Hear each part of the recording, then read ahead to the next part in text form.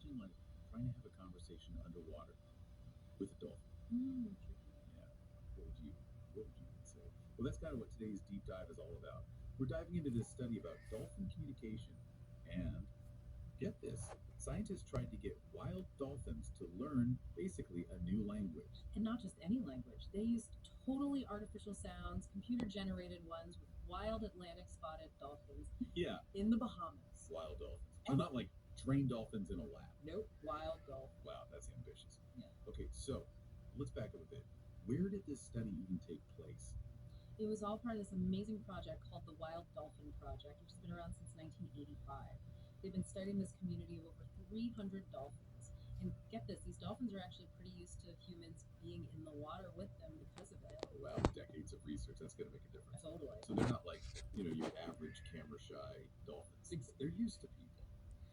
But how do you even begin to talk to a dolphin? Like in a way that they might actually understand? Well, that's where the really cool tech comes in. The divers use something called CHAT, which stands for Cetacean Hearing Augmentation Telemetry Device. Catchy. Right. Basically, it's like a wearable underwater computer. Okay. It lets divers play these like pre-programmed artificial sounds. So it's like a high-tech underwater speaker system. Kind of. Okay. But it's not just playing sounds random. Oh no, you're right. There's a purpose. The chat device. The cool thing is it can also recognize those same sounds in real time. Oh, interesting. So like two-way communication is possible. Oh, cool. Yeah. For this, the researchers actually designed 8 unique computer-generated sounds. Wow. Or CGS, that were completely different from what the dolphins normally hear. So they like created a whole new language just for this study. Basically, yeah. That's wild. But how did they know? Like the dolphins hadn't just like heard these sounds before. Well, they actually went back and analyzed 4 years worth of recordings to double check. Oh wow. Yeah. Talk about thorough. Right.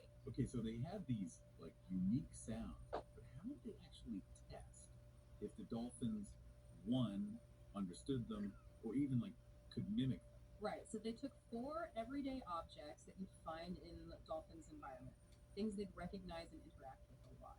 So we're talking sargassum. It's a type of seaweed. Okay. Seagrass, a scarf, and a rope. Interesting. And each object was paired with a specific CGS.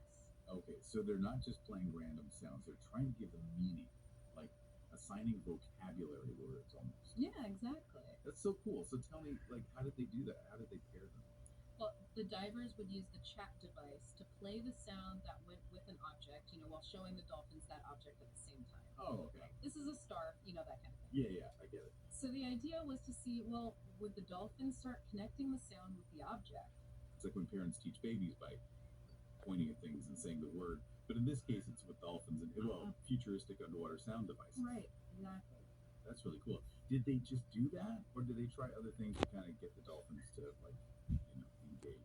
So they actually came up with all these different scenarios, like little scenes almost, to see if they could get the dolphins to try using these sounds, like in social situations, the way dolphins might actually communicate. Oh, so they created these little underwater scenes. That's clever. What were those like? So sometimes you'd have 2 divers, right?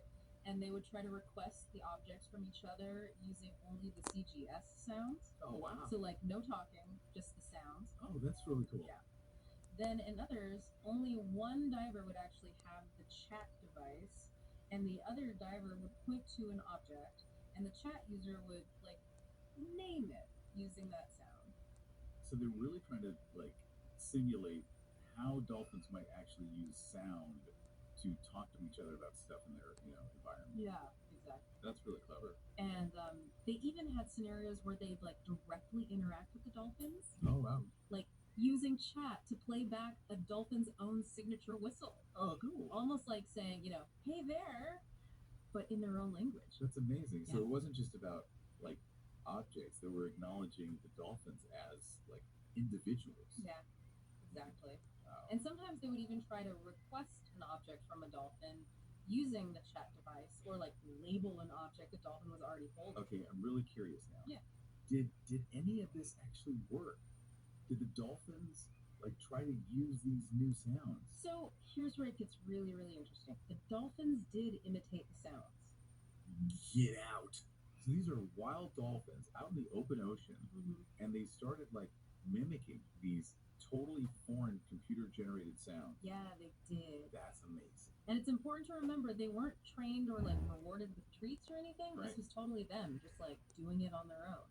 That's incredible. Mhm. What were the like imitations like? Were they, perfect dolphin renditions of these computer generated sounds? Well, not exactly. The researchers kind of categorized the imitations into three main types: vocal contour match 1, 2, and 3, or VCM1, VCS2, and VCM3 for short. Okay. Break those down for me a bit. Like, what exactly is vocal contour match? Okay, so basically it describes how close the dolphins got to matching their sounds to the computer generated ones. Okay.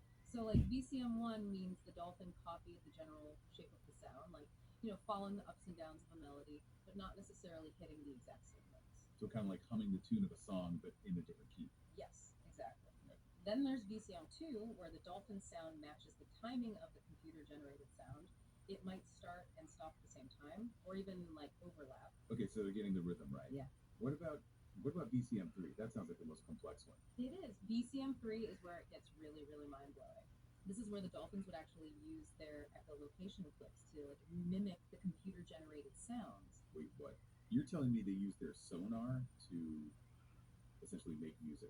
Kind of, yeah. They would like adjust the timing and intensity of their clicks to recreate these rising and falling patterns of the artificial sounds.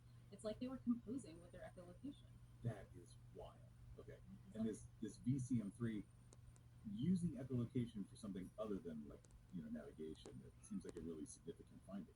Absolutely. Like this kind of flexibility with sound, it suggests they're capable of learning and communication that's like beyond what we understand right now.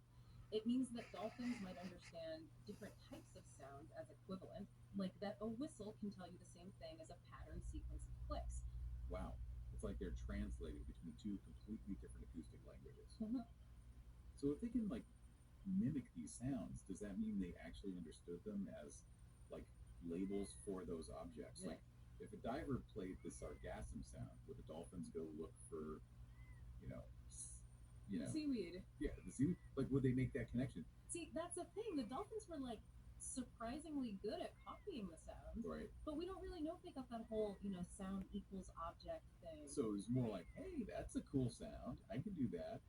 But not necessarily like, ooh, scarf, please. Yeah, pretty much. And honestly, that makes it even more interesting that they were so willing to copy these weird sounds, right? Totally. It means there's something else going on in those dolphin brains besides just trying to get a treat or a toy, Right. Like, what were they thinking when they mimicked those sounds? Were they just messing around, or was there another reason we haven't even thought of? It's a great question, and we just don't know for sure, at least not yet. One theory is that it could be a way of like social bonding. Dolphins are super social, right? And vocal mimicry could be a way to, strengthen relationships in the group. Interesting. So it's like the closer you are to someone, the more you pick up their little quirks of language or something, even if you don't totally get it. Exactly.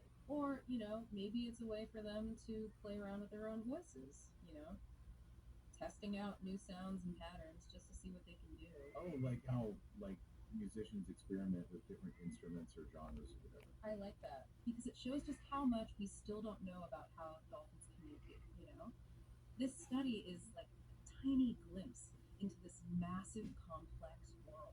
A world where dolphins can like mimic sounds from a totally different species, even using their echolocation in ways we never imagined. It really makes you think like how much potential there is to really understand them. Can you imagine like a future where we could actually talk with dolphins? That'd be incredible. Where we could learn about their lives and what they think firsthand. Oh, that'd be amazing. And who knows, maybe one day we'll be listening to dolphin podcasts, Right. listening to their deep dives into the mysteries of the human world. That's a good one. But for now, I mean, this study, it really gives us a lot to think about. What would you ask a dolphin if you could speak, dolphin? And how would it change our understanding of like the ocean and even ourselves if we could just listen to what they have to say? We'll leave you with those questions to ponder. Until next time, keep exploring.